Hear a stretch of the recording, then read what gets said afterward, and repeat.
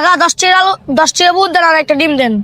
10 টাকার বুট দিব আর একটা ডিম দিব। হ্যাঁ বাবা 10 টাকার বুটও হবে, ডিম হবে না। অর্ধেক দেন। না অর্ধেক আমি ভাইয়া তো 10 টাকার আলু শোনো, ডিম। আমার কথা শোনো, আমি ডিম কাইটটা বেশি না, যার ভালো লাগে, যার শোনো যার অন্তরের থেকে ভালো লাগে, খাওয়ার ইচ্ছা, এটা ডেলি খাওয়ার জিনিস না। সপ্তাহে একদিন খায়, কেউ 2 দিন খায়।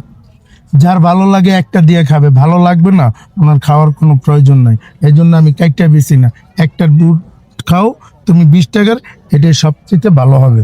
বা কি দিব না, অর্ধেক ডিম দিব না। ভাইয়া তো 8 টাকা আমার কথা বুঝো, 8 টাকা আলি না, 40 টাকা 45 টাকা আলি।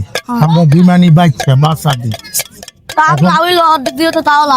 লাভ হবে। ঠিক আছে, আমি বলি নাই যে লস হবে, কিন্তু আমি ডিম কাইটটা বেশি না বাবা। কথাটা বুঝতে পারছো? তুমি আবার মনে মনে কষ্ট নিও না যে বুড়ালার কাছে গেলাম খাইতে, নিয়ে আমাকে দিল না। হ্যাঁ ঠিক আছে বাবা, আমার এখানে যত কাস্টমার আসে ইনশাল্লাহ ওনারা কাটা ডিম খায় না, আনাম একটা করে ডিম খায়।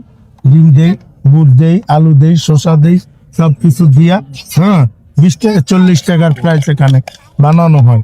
এখন তোমাকে আমি এইভাবেই, তুমি মনে করো না যে ডিম দেই নাই তোমাকে আমি ঠগাই দিব না। ওই ব্যবসা যেন আল্লাহ না করায়, হারাম ব্যবসা বেশি দিন টিকে না। এই যে দেখো, তোমাকে আমি ডিম ছাড়া কম দিছি, অন্য জায়গায় খাইতে যাবো, কয় টাকা লাগবে এখানে বলো তো? লাগতো 20-30 টাকা। 30 টাকা। তাহলে তোমাকে আরো সাথে এই যে পেঁয়াজ ভাজা দিলাম, এই যে দেখো এখন কি হয়েছে, তুমি খুশি? হ্যাঁ যাক আলহামদুলিল্লাহ।